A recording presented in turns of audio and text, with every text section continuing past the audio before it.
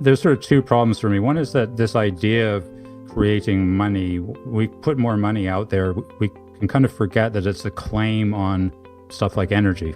It doesn't look real, maybe, it's just a piece of paper, but it's a claim on something real. So if you go and take a mortgage out on a house and you get some hundreds of thousands of dollars of new money is created, that money is real in the sense that it can be exchanged for barrels of oil or something.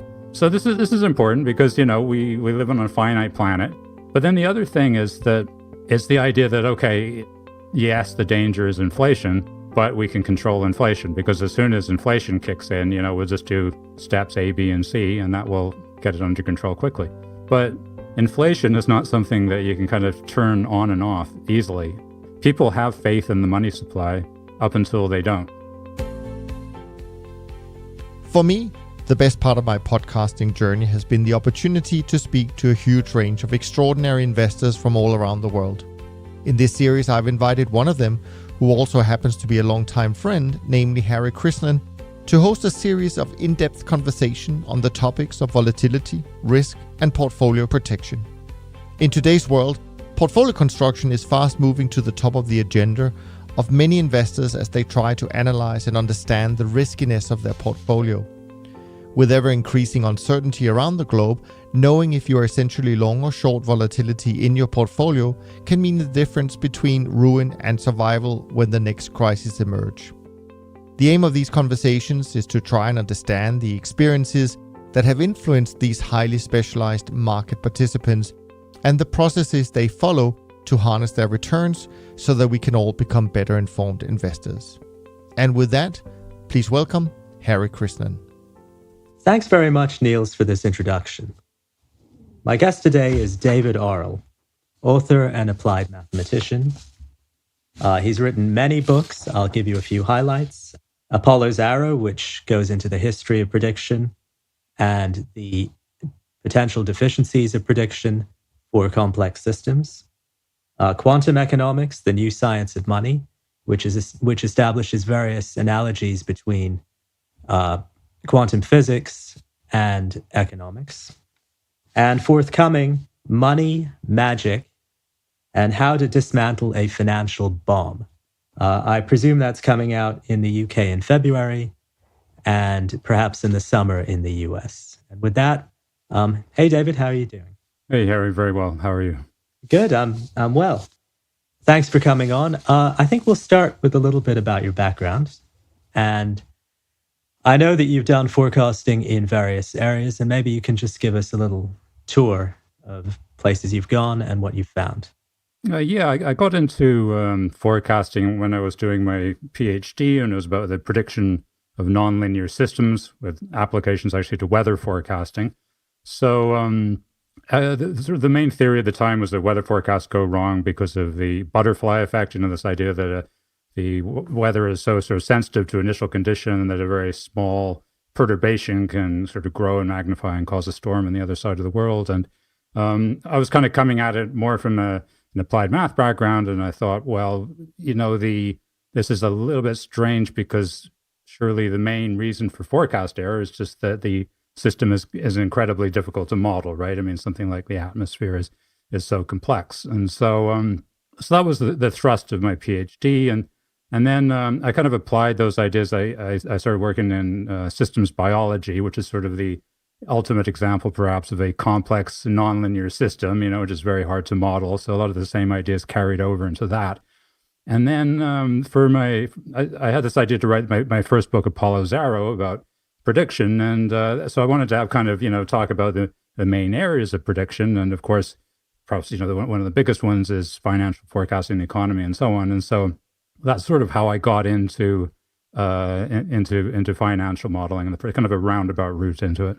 So, if I think of the economy and I think of central banks and I try and put it in the context of a control system, the system is the economy, and I can measure it in various ways. The sensors refer to things like GDP, employment rates, inflation, and so on. And then the controller, however blunt, is the central bank, let's say the Fed or the ECB or whatever. there must be multiple sources of noise and nonlinearity in this.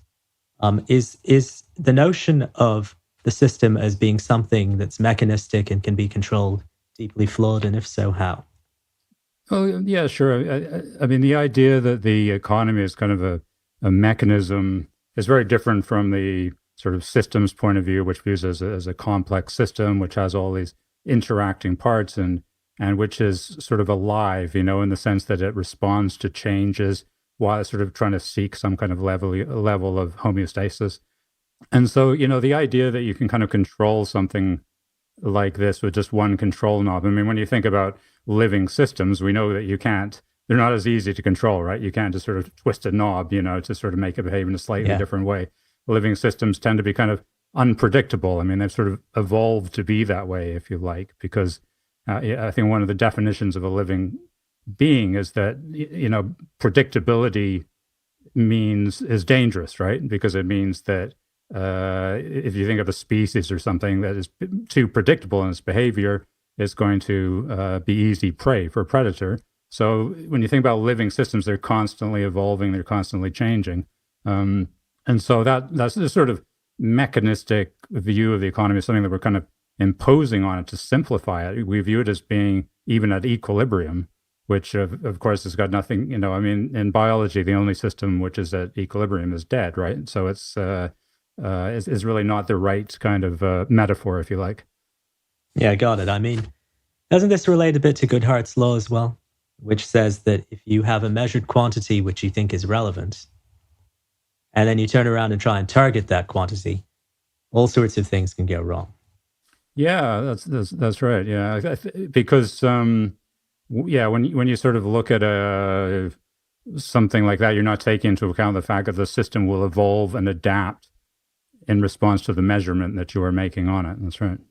Yeah, got it. I mean, when I think of trying to think of the economy as a control system, I can think of multiple sources of error. One is that we don't really know what the state of the economy is at any given point in time. So using that control analogy, the censor doesn't even know what today's GDP is. Even that has to be estimated.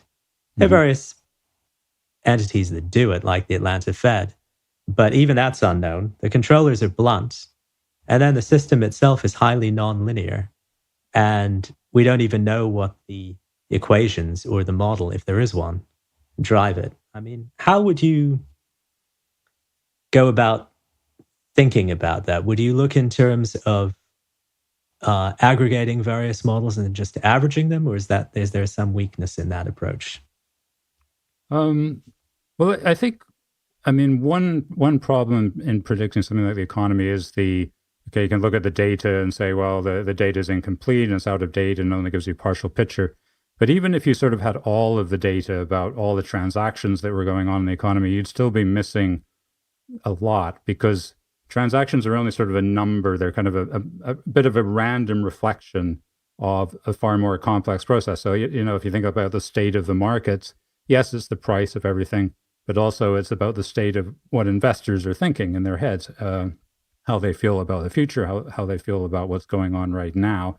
All of that stuff is kind of invisible, right? And so, we're always looking at this kind of tiny picture. I think one thing about economics, perhaps, is that we're kind of lulled into this feeling that we have more information than we actually do. Because, unlike in other social sciences, we have all these numbers, right? So it looks like you should be able to fit them onto a model. But in that sense, I think it's a bit more like something like in computational biology, for example. This is something where people have tried out lots of different modeling techniques, kind of, I would say, a much broader variety, like systems dynamics or agent-based models and complexity approaches and all this kind of thing. And one thing, I think all modeling approaches, they always bump up against two sort of fundamental limits. One is that as you make a more and more detailed model of the system, you end up getting more and more unknown parameters, or parameters that can only be coarsely estimated. And so you can make a model which is a very lifelike simulation of whatever it is that you want to simulate, but it's actually no good for prediction, because you don't know how all those variables are going to change when something happens. And the other thing is that the systems tend to be dominated by a sort of nested and opposing positive and feedback loops. So positive feedback loops kind of provide the sensitivity, the ability to respond to change, quickly adapt. And negative feedbacks are controlling those and sort of modulating them and keeping the system sort of in check, And if you look at any kind of process, like, I don't know, if you look at the human immune system, for example, it's actually, it's sort of chock full of all of these things, right? Which is why it's so hard to predict how well we're going to respond to particular drugs or particular viruses or whatever. And so I think the approach that I've sort of been going towards in my work in computational biology has been using models which try to capture the key dynamics of the system. So using kind of like sort of agent-based models, let's say, but where the rules behind the agents are sufficiently simple that you don't end up with too many parameters, So it's always a sort of balance of trying to have a model that's not too simple, but it can capture the basic dynamics, but you can still actually parameterize it and use it to make predictions. Got it. So if you wanted to try and do something semi-practical in financial markets, you'd have to figure out which agents induce positive feedback and which agents induce negative feedback. And so you do that classification, and then you'd have to come up with some mechanism or some way to model the impact of their actions given random shocks to the system. So that's kind of the direction I hear you going in. Maybe you can elaborate upon that. Well, I think so. That's what you have to do, and then the other problem that, in order to make good predictions, is you have to predict something. You have to choose the right problem in the first place. Because I think one thing about these systems is they have these pockets of predictability, if you like, and they might not always be what you want to predict, but sometimes they are. So it's like for I don't know, like let's use the biology example again. One problem is, let's say that you have an anti-cancer drug, and anti-cancer drugs are often used in combination. And then the question becomes, what's the right doses? Should I take drug A before drug B, or the other way around, or take them at the same time, and so on and so forth? And that's sort of a tractable problem because it's sort of so well defined, and I think you can kind of make headway in that kind of thing. But it's tricky when someone kind of gives you a completely arbitrary problem and then asks you to predict it, because quite often it's just the case that it doesn't sort of it's too elusive to pin down. Yeah, we kind of face one of these issues now. If I put my dynamical systems hat on, one thing that people often look at is singular limits, which means if a certain variable takes an extreme value, can you say anything about the dynamics there? And can you relate that to the dynamics if that variable isn't huge but is pretty big? I'll give you an example. A lot of people have been talking about the rise of passive investing.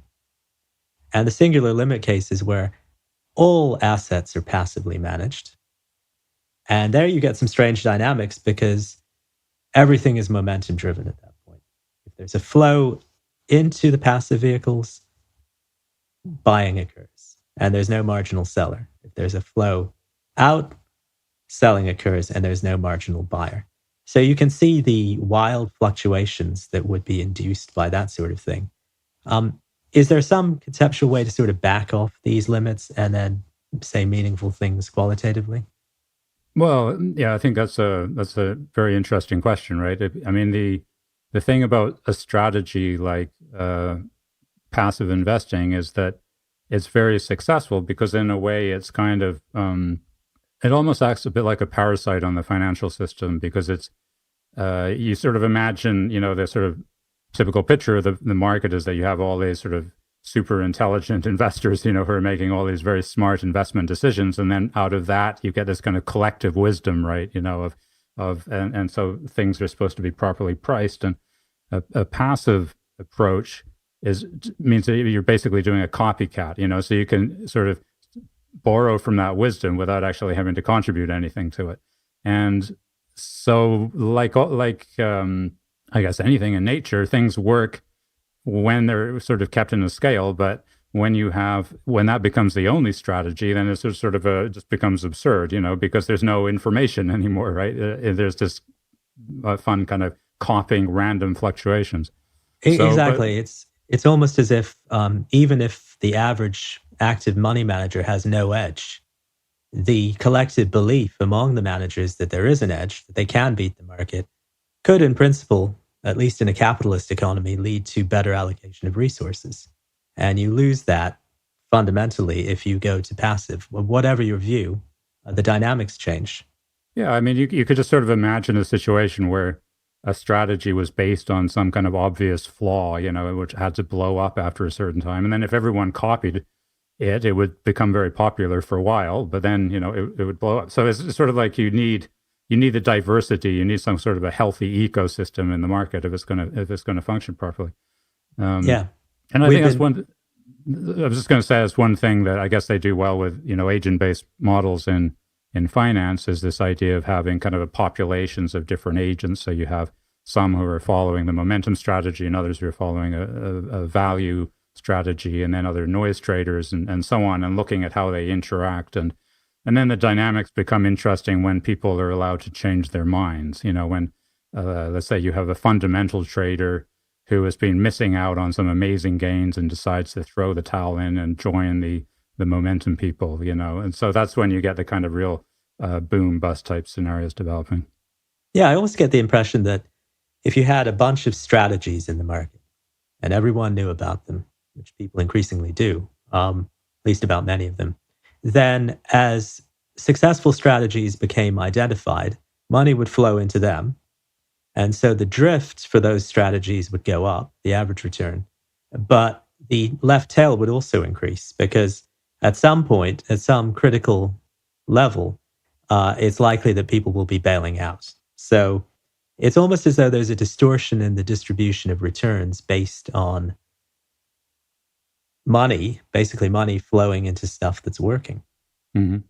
Yeah, and you sort of see the same dynamics in ecosystems, I guess, where strategies like species dominate for a while, and then there are these sort of sudden collapses, right, where there's like a sort of a different order asserts itself suddenly. Yeah, the old predator-prey models, which I'm sure you're more familiar with than I am, they point to exactly that. If there are too many of too many rabbits or too many foxes, that can induce instability it can create bad outcomes for both at some level. So we've kind of touched upon the first topic I wanted to talk about, which was your complex systems background. Let's go to quantum economics. And this is something that I think you are the go-to guy, the go-to source for this. So I'm going to just give you a couple of things and then have you talk about them. A few highlights in quantum physics at the most general level. One of them is kind of the uncertainty principle, which tried to define the location of electrons in atomic physics, and basically concluded that you couldn't specify exactly the location of an electron, but you could assign a probability to its being in some small segment of space at a given point in time. How does that apply, if at all, to financial markets or money? Is there an analogy there? Yeah, well, I think in a way the sort of easiest route into quantum economics is actually to sort of not think about the physics analogies, because the physics analogies are sort of I use them, as well, but the problem is that you start thinking about these mysterious subatomic particles and all these kind of crazy behaviors, and Schrodinger's cat being alive and dead at the same time and whatnot, and it's all, and plus the mathematics becomes extremely complicated when you're looking at something like subatomic particles. But really the idea is simpler than that. So just take the example of a coin toss. Okay, so imagine that you want to model the not sort of the outcome of the coin toss exactly, but the state of the coin, the potential state of the coin toss before you've measured it, if you like. Okay, so basically you got the two outcomes are heads and tails. So you could imagine trying to picture this in a two-dimensional space where one axis is heads and the other is tails. Horizontal is heads and vertical is tails or something. And then if the coin was fairly balanced, you could draw it at a 45-degree angle, which means it's sort of between those two axes, right? So it's sort of it's balanced. And then when you measure it, meaning that so that's a symmetry argument then. Yeah, so that's just for this particular coin. It's a well-balanced thing. So it's just between these two axes. And then you could sort of say, okay, when the probability of it being heads is going to be the projection of that line onto the heads axis, and the probability of tails is going to be the projection onto the tails axis, which means, if it's closer to one axis, it's more slanted. That, well, we're at 45 degrees, so it's equally balanced. And then we're going to take the probabilities, we're going to take the squares of those projections. And the reason you're taking the squares is because you want them to add to 1, right? You want the probability of 1 plus and this is like a Pythagorean theorem, so that's all great. And so, okay, so that is the picture. So what you're modeling is the propensity, if you like, of a coin to give one of two possible outcomes. That's basically it. All right, that's called like a 2 norm for probability. So it's, as opposed to the normal 1 norm where you're thinking, okay, it can be heads or it can be tails. We're picturing it before we know what's going to happen. We're saying it's sort of heads and tails at the same time. It's like a mix of these two things. And I'm going to compute the probability using this 2 norm. So it's going to be the squares of the projections. So that is sort of, there's different ways of presenting probability. And this is like the second simplest after the classical one. So it's like the next easiest one. And the reason we want to use it in something like economics is because with this, you can account for things like interference and uncertainty and entanglement between different things. So for example, if you wanted to have, if you wanted to sort of think about probabilities which interfere, like imagine, I pictured sort of mentally that, we had our coin at 45 degrees. Imagine like I flipped it over. So now it was on the negative tails axis, but still the positive heads axis. The probabilities are still the same because I'm taking the squares of the probabilities, but I've got like this negative number. I've got this negative projection. And when I add those, so when you're kind of, doing the quantum, computations, you add these things together to figure out joint probabilities or whatever, these negative numbers come in and you can get cancellation. So this is where interference effects come in. And the reason that you want stuff like interference effects is simply for the fact that in sort of human behavior, like when we make decisions, when we're kind of thinking about stuff, probabilities don't add together in the usual way. We can have cognitive dissonance. We can have something where the context of a decision will interfere with our decision and stuff like this. So the thing is that you're broadening the scope of what you can measure, of the kind of probabilities that you can measure. So that's sort of the essence, really, of the quantum approach. And the uncertainty part of it just comes in, which you mentioned about the electrons. That really comes in because you're viewing things as being in this superposition state where there's a sort of a fundamental uncertainty. You don't know which way it's going to collapse. Can you give a couple of examples of cognitive interference? Well, yeah. So actually, these are come up quite a lot in behavioral psychology, behavioral economics. So one example is an effect where they did an experiment, I think back in the 90s, behavioral economists, and they asked people to sort of say, they gave them a problem. So the idea was that, okay, you have to do a test. This is a hypothetical test, and then you're going to find out if you pass or fail, and then you have to decide if you want to buy a really nice vacation to Hawaii. Okay, so what happened? So this is all, and so they asked like people to do this, and they said, and they did different scenarios. So they said, okay, if after the test you found out that you pass, would you do the exam? And about 55 or so % said yes. And then they said, okay, another group, if you fail the test, would you go ahead and buy the vacation? And about the same number did, like about 55%. And then they asked another group, okay, now let's imagine that you don't know whether you passed or failed the test. Would you buy the vacation? And now that number dropped by about 25% to like about 30%, something like that. So this is weird because, according to classical logic, you would think like the only outcomes are pass or fail, right? It's got to be one of those. So if you don't know the result, you should go on the average, which is around 55%, and therefore, you would end up doing the same thing. But instead, what it seems is that people are playing out the scenarios in their head. So if you tell someone they pass the test, then they go, oh yeah, I can celebrate, I can go for a vacation. You tell somebody you failed the test, they might go, oh, well, to cheer myself up, I will buy vacation. You tell them that you don't know if you passed or failed, that uncertainty comes into it,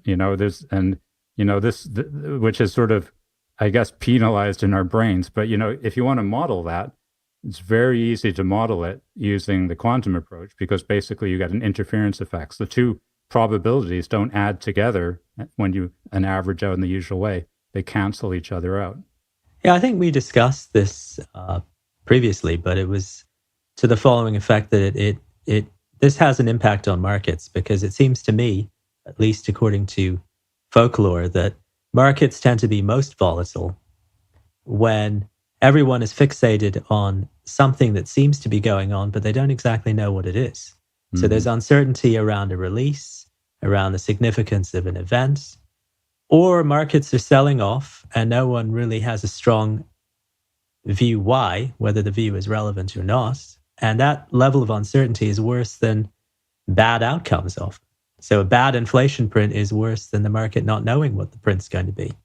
And it's an example, that problem is an example of how the context shapes our decision. So you have the context of a test and you have the decision. So in sort of mainstream economics, context doesn't really come into it. It's sort of, let's say, downplayed or ignored altogether. What counts as the decision? Should you be taking this vacation? And but from the sort of quantum point of view, you see that context is very important because it interferes with our decision-making process. And so changing the context can turn out to have a very big effect. So for example, let's say that you have a particular decision which is attractive to you for some reason. You just actually, you just sort of like this option. I mean, maybe it's like a vote for a particular politician. You just like that person, you want to vote for them. It's actually very hard to kind of change your mind about that. It's not like you need to sort of supply like a large sort of incentive of some kind, in order to shift somebody's opinion. It tends to be sort of, our opinions don't shift easily. They kind of jump from one state to the other.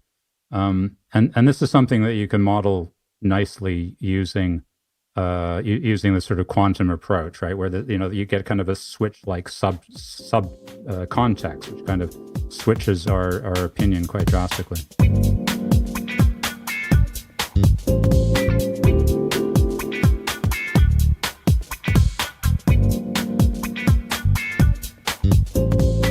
Yeah, this is a speech I've given too in a slightly different context, which is that in modern markets, it seems to me that there's a much higher tendency for volatility to spike from a low level than there used to be. And there's some data that supports that. But that points to the idea that simply thinking of things in continuous space and time in finance is probably not the best way to do it. The classical theories say, the Black-Scholes-Merton model, where you assume, at least in the Merton case, that you can replicate an option with a continuous blend of a bond and the underlying asset.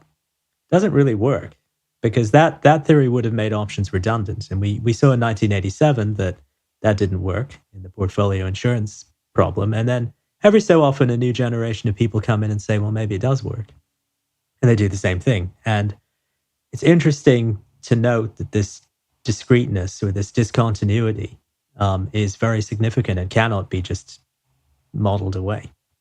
Yeah, I think that the Black-Scholes model is interesting, I think, because, when I first encountered it, I got to admit, it seemed, a number of aspects of it seemed sort of counterintuitive. For one thing, it depends on this parameter, the volatility, right, which is kind of... it's a fudge factor, basically. It's like a fudge factor, I guess. Yeah. So it's sort of like a number, but it's something that basically refers to the tendency of an asset price to sort of wobble up and down, and you can estimate it from past data. But we know that the volatility that you measure depends on exactly what period you measured over, and then so on. And then the other thing is that it doesn't take. There isn't a sort of anything due to the drift or the tendency, the belief that the asset's going to go up or down, right? So when you do the math and you go through it all, that sort of drops out of the equation. So there's nothing there. But then you sort of you kind of think, well, okay, so this model is giving you a very kind of an accurate picture in a way of a very logical picture of what option prices should be, I suppose. But it seems to be missing half the story, which is why anyone would buy an option in the first place, right? Which goes to your point, right? Which is that if I mean, it's based on this sort of nice random walk model, and if in your head, I mean, let's say like you travel back sort of several years to when Bitcoin was $1,000, and imagine that you could buy an option, right, on the Bitcoin price. In your head, would you be thinking, okay, I think that Bitcoin is going to follow this nice normal distribution. It's going to remain nicely balanced. It's going to grow. The spread is going to grow over the kind of the square root of time, so sort of tapering off as we go off into the future. And therefore, I am very excited and I shall buy an option. But no, the reason you would want to buy an option is because you would have a scenario in your head that it's going to go up by 20, 30, 40% a year for some certain period. But you wouldn't want to sort of overpay because, the whole point is you're trying to get a deal here, whatever. So you would balance that with the other very realistic probability that it will go down by a similar amount, and sort of go down to zero or whatever, right? So you would actually have these two things in your head, and neither of them are described in the Black-Scholes model. I mean, one is, we're not talking about a volatility thing. I'm talking about linear growth, kind of, in a percentage fashion, up or down each year. And it's bimodal. It's not like a normal distribution. So the picture of that psychological picture, of an investor is nowhere in the Black-Scholes model. The Black-Scholes model seems to be a good picture of someone who's, let's say, selling that option, right? And they got their computer out and they're sort of saying, well, from we think that the price will follow some kind of a random walk type thing, and we can price it using this formula. But so this is something where I think the quantum approach has something to add, right? Which is that in the quantum approach, you don't you have a completely different. Instead of doing the classical random walk, you do a quantum walk, which gives you a very different probability distribution. It gives you this bimodal distribution that spreads out linearly in time, so way faster than the classical one. Okay, lots of juicy stuff in there. You pointed to the difficulties of scaling laws for Black-Scholes, and the econophysics literature is on point for that. Namely, it says that over very short horizons, tails are much fatter, even with normalization, than over longer horizons. So there's a decay to Gaussian, or a convergence to more Gaussian-looking behavior as you go, say, from 1 minute returns to 10-day returns. So you get that, which automatically says that unless you just view Black-Scholes as a mechanism for transferring price, strike, risk-free rate, and so on to a volatility number, there's bound to be a fundamental issue with that maybe is exploitable. The other is the bimodality. This is something that has come into play more often with the London whale and various other liquidation events, where what we know is that if a large agent is in the market and geared, levered, and the price gets down to a certain level, they're going to have to liquidate. And that will cause a discrete-looking jump in the distribution. And it may be that statisticians don't like that because bimodality is a mess to model. So I hear. But maybe that is the true distribution. And I've talked about this a lot. It violates all the nice properties of asset price distributions that are implied, but it may be more accurate. And can you go back, before I keep babbling on too long, and say how this relates to interference, quantum interference? Well, if you think of the sort of the main model in a way of finance, you can reduce it to this the classical random walk, right? Which is, so you can model that by, you start off in one place and you toss a coin, and if it's heads, you take a step to the left, and tails, you step to the right, and so on. And and then you repeat that process and then you look at where you end up, and there's a very small chance that you're going to end up all the way to the right, because you would have to toss heads, consecutively every time, or tails consecutively to go the other side. But and so you tend to end up in the middle in this nice normal distribution. So that's kind of the basis of that. And the but in the quantum picture, you can imagine replace your classical coin with your quantum coin. Okay, so your quantum coin is a bit like that thing that I mentioned at the beginning. So you're in a superposition of heads and tails. And when you toss it, you basically applying like an operator, which like flips it around. And now what happens is, instead of going to the left or the right, your state, which is represented kind of a wave function or whatever you want, like a state, splits off into two parts. So one goes to the left, one goes to the right. You again toss your quantum coin. Those two split off, but they're going to meet in the middle. But when they meet, they no longer add linearly the way that it did for the classical case. Now you get this possibility of interference.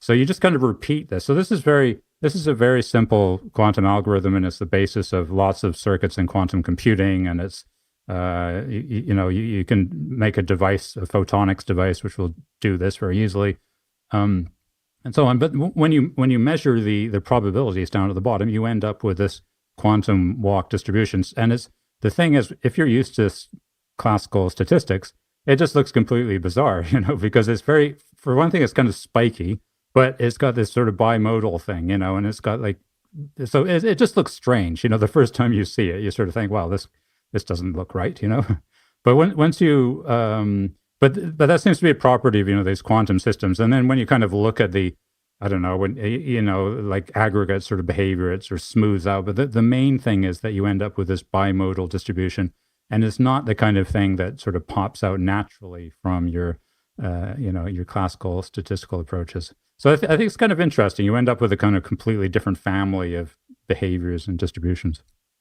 Yeah, the interaction of the two wave functions, or the multiple wave functions, creates interesting dynamics. Is there a kind of a poor man's analogy to that, which is there are two real distributions for any asset. We'll just pick the S&P 500 for a moment. At any given point in time, there's the greed one, which has probably a positive drift and a narrow peak in the middle, and then might even be Gaussian, and then we have a fear one, which has fat tails. And at any point in time, we don't know which one we have, so we have some probabilistically weighted blend of the two that is describing reality instead of one distribution. So there's a level of uncertainty that is crudely captured by a weighted average of multiple distributions, but perhaps in the future will be more precisely characterized by these wave function interactions, because they have path dependency, perhaps in a way that terminal distributions don't. Yeah, and I think the quantum approach, because you're looking at this wave function which collapses down to measurement, it allows you to sort of talk about these, what you call it, like latent pictures or whatever in the background, these impressions that what's going on in the minds of people that may or may not happen. So for example, two possible outcomes, the safe one or the crash one, will an asset go up or down in value? And I think this is sort of, in a way, what this adds to the picture is that when you just look at data, financial data, you don't really get any picture of like dynamics or forces or stuff like that, right? I mean, when we talk in economics about the forces of supply and demand, but they're always assumed to be at equilibrium, so they just cancel out. So we don't actually, try to express them. But if you look at something like, let's say, something like price impact, right? So, you imagine that you have an asset and somebody makes a very large purchase, and I know this is something that you wrote about in Market Tremors, right? Thanks for the plug, by the way. Yes, like a takeover bid would be sort of the extreme case, right? But let's say something a bit smaller, more moderate, but which is enough to sort of move the price. So if you're sort of thinking in a kind of like a intuitive way about it, you would say that it looks like something where you want to be able to talk about forces, because the large transaction is acting like a force, and it's meeting a resistance, which is the resistance of this price to change easily, but it will shift that price. And if you double the transaction, you're going to get some kind of a change in the response. And because the quantum approach allows you to work in terms of these forces, kind of it in a way it links the probabilistic picture that we're used to, just the chances of different outcomes with underlying dynamics. So you can talk about, like, let's say, for example, a linear restoring force, which tends to restore prices to some kind of an equilibrium. And when you quantize that, you end up with a normal distribution of probabilities. But underlying it, you can still talk about this force. And so then when when you use that and you view the markets in this way, then it's kind of clear that the simplest force is a linear restoring force. The impact that you're going to get from a large trade is going to vary with the square root of the sort of size of the trade. And even you get one nice thing about the quantum approach is it actually gives you an idea for the scaling factor, So sort of if you assume certain things about the turnover and whatnot, you get that, I don't know, it's supposed to be equal to like the square root times the daily volatility, something like that, square root of 2 times daily volatility. So what I mean is, like, these formulas, you can tie together pictures from about forces, resistance, and stuff like this, and you can use those and you can get these kind of findings about the markets. Yeah, price impact is a thorny one, because if you're on the outside, you can look at the order book and then you can use various well-known techniques for fitting a curve through the change in the mid price, let's say, versus the size of an order. But you miss two things. One thing is that there is a huge number of tiny orders and very few big ones. So fitting the curve becomes very sensitive to the big ones that may or may not go through. And in addition to that, people break their orders up. So unless you're the one who has your own transaction order book, you don't know necessarily where all of the orders came from. And so using alternative approaches seems necessary for everyone other than an entity that does all of their own trades at variable size and can do it in-house. So there's a real hurdle there. I'd like to cover two other things and sort of let you take control of these. The first one is, if you could talk about your new book, what the title means and what it's about, I'd be happy to hear that. And then I have one more question, but I'll wait for you to reply to this one first. Okay. Well, yeah, the title, Money, Magic, and How to Dismantle a Financial Bomb, which is my longest title. And it's even got a subtitle, Quantum Economics in the Real World. And yeah, so it's basically a follow-up to my earlier book, Quantum Economics, and it's about sort of developing the ideas of it. Like the first book, it was kind of based more on the dual properties of money. It sort of led me into this idea about this quantum representation for things. And then after I wrote that book, I learned about all this, as I was researching that book, I learned about all this work that other people had done in things like quantum cognition and quantum decision theory and quantum finance and so on. So that book all kind of tied all of that together. But this book is trying to apply it more just to, the everyday experience of the economy. So, I mean, for example, like here in Canada, we have our economic landscape is dominated, at least here in Toronto, by our amazing financial real estate bubble, which is like, so we have this sort of massive price escalation. And it's an interesting demonstration on the power of money and also the sort of the magical nature of money in a way, because it's like prices have just kind of gone up by magic almost, and people often kind of compare the financial system to magic, and it does seem very strange. But I'm kind of, Arthur C. Clarke said something like, sufficiently advanced technology is indistinguishable from magic, and the argument in the book is that money is a very sophisticated quantum social technology, if you like, and its sort of magical properties are something that are come out of this technology. And so it's kind of looking at the basics of money creation, how money is produced in society, and how it all ends up in things like real estate. So it's, so in that sense, it's applying, and it's something that seems to be kind of missed in the sort of mainstream economic discussion here, where all this stuff tends to be about supply and demand. We're not building enough houses, and we've got, too many people wanting to buy houses and stuff. And I'm sort of saying, actually, there's another element here, which has just got to do with the properties of money. So it's sort of like about applying these ideas to things which affect our lives, and also discuss the stuff like, stock market fluctuations, like we were talking about, and option pricing and so on. Got it. I mean, we're kind of veering into modern monetary theory here, but is the idea that in the classical paradigm, at least in physics, matter and energy cannot just be created from nothing, whereas in the quantum paradigm, you do get the emergence of certain subatomic particles almost spontaneously. Is that kind of the analogy here? And I know I'm taking you into murky waters, but do you have a view on MMT, on modern monetary theory? Do you think it's useful?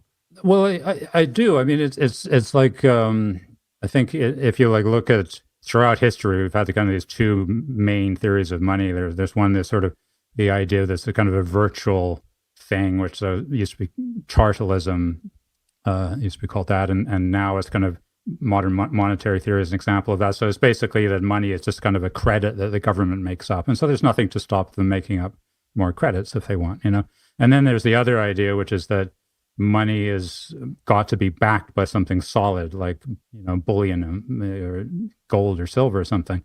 And these two sort of theories are always been in conflict. And but the quantum view of money in a way is that money is something that's created, and it's, I give the archetypal example perhaps is these tally sticks from the Middle Ages, which are these wooden sticks, and it served as money for several hundred years, and started around 1100.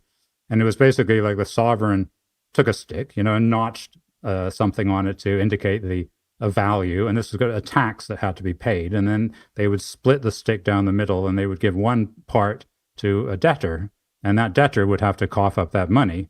And then when he did, the two parts of the stick would be matched and destroyed, So that was money creation, in the 12th century, right?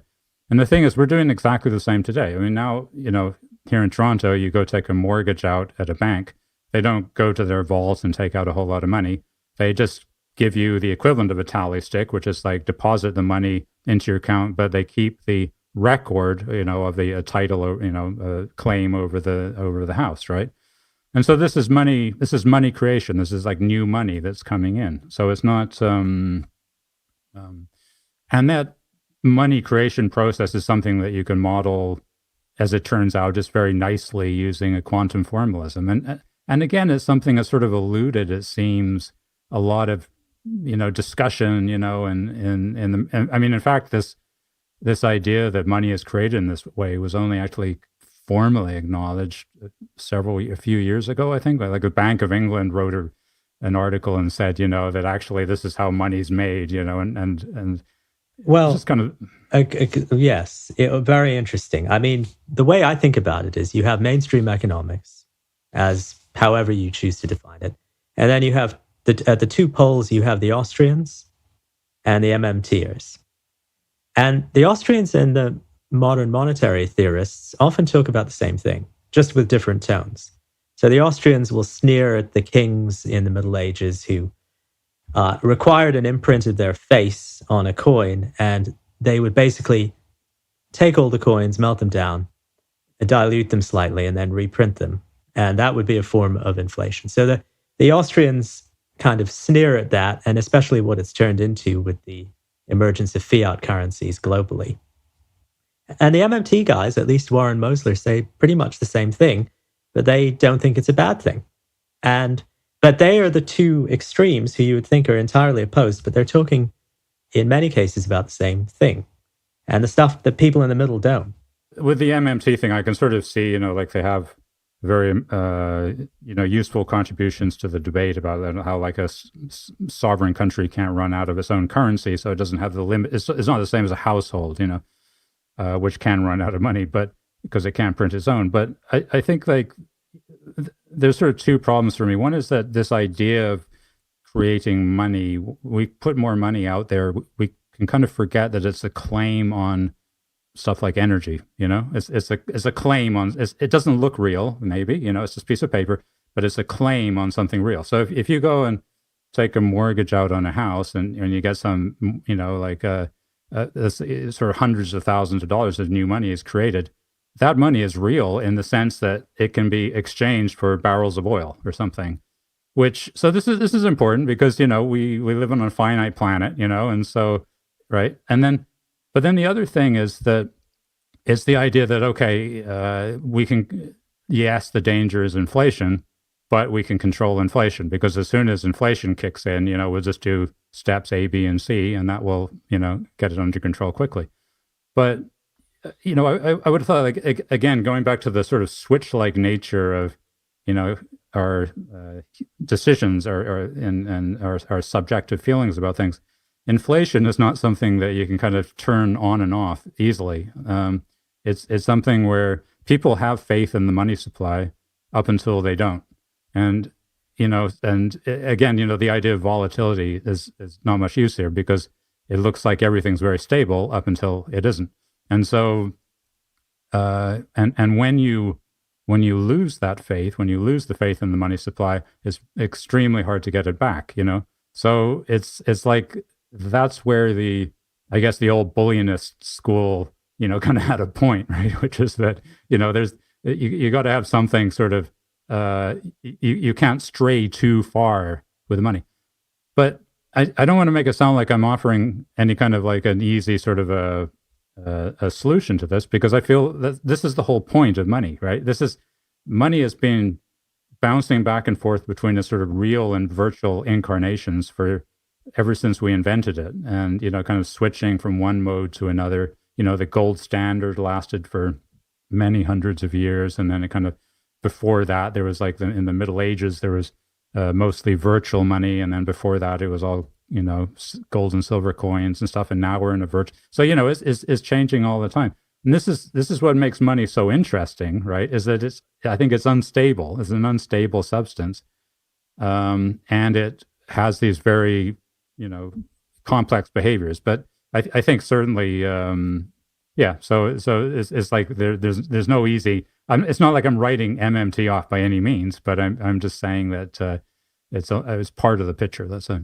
Yeah, a couple points there. One thing is that you pointed out in, I think it was in quantum economics, that money is essentially, which is often, the phrase numeraire is often used in foreign exchange options pricing, but it's a number. It's a way to assign numbers to things. And you point that out very eloquently in that section. That's pretty interesting to me. I mean, in terms of MMT, I found it to be a very useful educational tool because it explains the nuts and bolts of the way the Federal Reserve Bank, let's say, simply changes the entries in its balance sheet to create credits. Mm-hmm. But having said that, if I read you correctly, if you think of the economy as an organism, at some point you just can't keep pumping drugs into an organism and expect to have good outcomes. Is there some sense of that you have as well?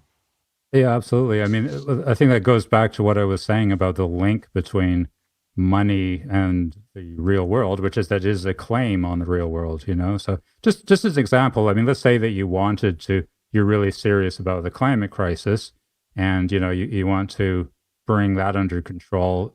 Do you want to sort of print out lots and lots of claims for energy, that people can go and exchange for using energy? I mean, I guess that sort of links to everything with, including GDP, which is basically a measure of energy burn, right? But it's this idea that money is it's not just it's a number, but it's a kind of an entity which binds numbers to real things, and it makes it very kind of hard to think about, right? It's sort of it's like it's hard to kind of get straight in our mind, and it's not just an accounting exercise. It's actually something more than that. Well, it kind of gives you that transitivity as well. In other words, let's say there are 10 things you can buy, and in a barter system, you'd need to have the ratio of prices pretty much for every pair. Here you have a way to sort of relate each one to a number, i.e. through money, And that simplifies the problem greatly. And so that's the idea in the quantum picture. The idea is that it's a tool for collapsing the sort of fuzzy idea of value that we have. So if you kind of think about the value of something, it's very hard to assign a number to it, right? Like it's because the value will depend on the context. It will depend how you feel. It depends, what's going on. Money is kind of a way of reducing all of that information and sticking a number on it. And it's very, very useful because it means that it kind of gives us like a shorthand, a way for to sort of settle on prices or whatever. But it also, points to all of the stuff that we're kind of missing out when we do this reductive exercise, right? Yeah, I mean, the whole notion that the order book tells you everything about where prices should go, or that everyone has an internal price at which they would buy or sell, is a bit flawed, because if the price gets down there, they might change their view. So often people don't have a very fixed view as to where they're willing to step in or where they're willing to sell. And often in one thing about like behavioral psychology, behavioral economics, these sort of psychological effects are considered kind of tweaks to like the standard, sort of model of utilitarian behavior and whatnot. But the thing is, it's important to know that they're actually really big effects. So something like the endowment effect, where we value something more highly if it's in our possession than if it's not. These are not like, 3%, 5% adjustments. These are more like plus or minus 25% adjustments in our values, according to the experiments, right, that psychologists have done. So, there's that one where they took, I think it was beer mugs, and they handed them out to students, and they asked them to sort of barter, negotiate back and forth. And the people who owned the beer mugs thought they were far more valuable than the people who didn't. So, but in the end, that's what the financial system is, or it's the negotiations between people who have the stuff and people who don't have it, right? So they're bringing very different views of it, and so. But my point is that these things, that's the difference in context between buying and selling.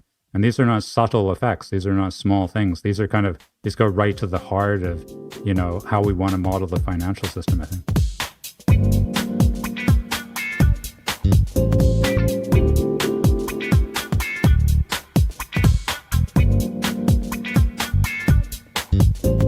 So is it fair to say that one of the main points you're making across your work is that minor tweaks of the existing framework may be inadequate to deal with the economy or with investing?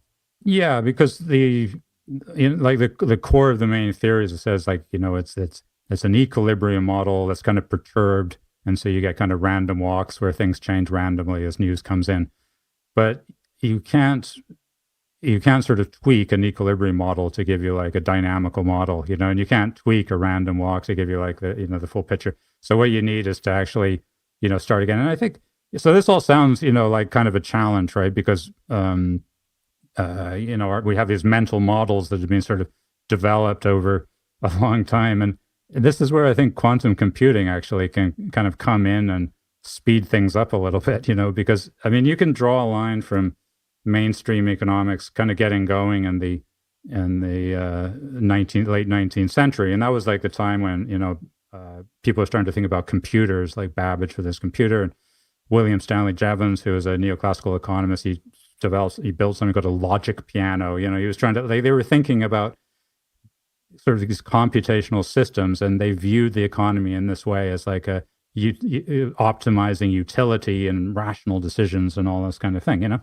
And that's shaped, I think, the way that we think about the economy and finance and so on. And quantum computers are different. They use, instead of having like these bits which are 0 or 1 and they're deterministic, you have these qubits which are fundamentally probabilistic, and they're shaped by context and by entanglement. And I mean, entanglement sounds all mystical when you talk about it in physics, but if you go online and do a little piece of coding on a quantum computer, you just have one qubit and you entangle it with another, and it's very direct, it's very real. It means the probabilities are linked between these qubits.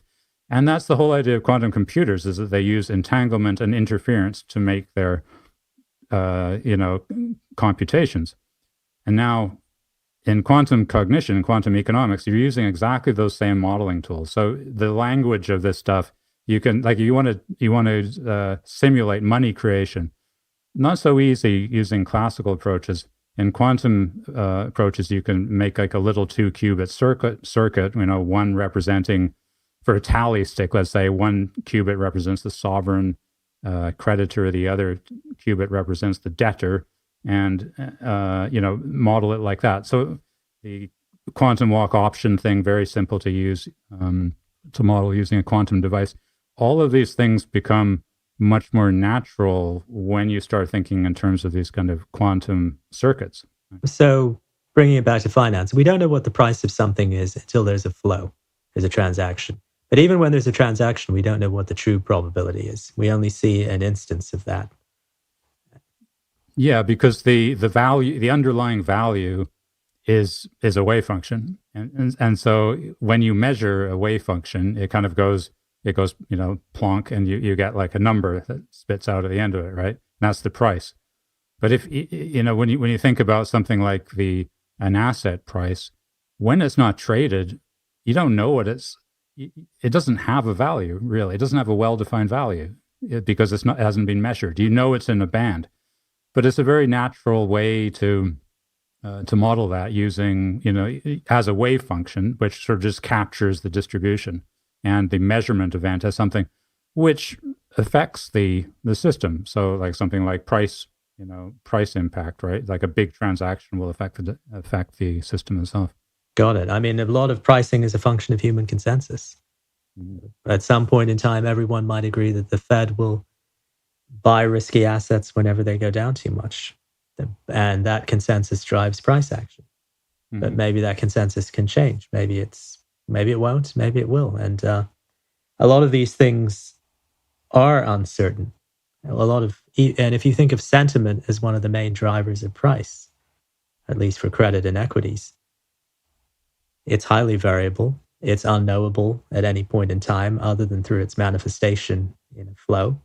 And all of these uncertainties that one thinks about give a good perspective on risk, how risk can emerge that goes beyond just the volatility of an asset. Before I stop, I'd like to make one comment, which is I fully understand why the mechanistic approach came into play, and I acknowledge its importance. It's just very interesting to hear a different viewpoint on many of these things. Well, I think the mechanistic picture of the world has been amazingly influential, and it's been developing for hundreds of years. It's like not just in economics, right? But it's sort of everything. And I think it's interesting that the quantum picture it goes against that, because instead of having determinism, it's fundamentally uncertain and indeterministic and so on. So it's I think it's actually like an interesting question. Why has taken these ideas so long, to kind of get out and be applied to things other than subatomic particles, right? Because it does seem like a useful framework for talking about anything to do with uncertainty, with risk, and so on. No, absolutely. Probably this coincides somewhat with a lag to the rise of econophysics, because without the data, it's hard to make even fairly bold statements that are contrary to the orthodoxy. And maybe it has something to do with that, just computing power and data. But I'm not the expert there. So would you like to say anything in conclusion? No, I don't think so. I think I've enjoyed very much the chat. Thanks a lot for having me on. It's our pleasure. I'm sure Niels would say the same. And with that, I hand it back to Niels. Thanks so much, Harry and David, for a great conversation. I really enjoyed learning about the limits of classical financial modeling, how uncertainty can often lead to sharp declines compared with unfavorable economic data, and what on earth is quantum about the financial markets.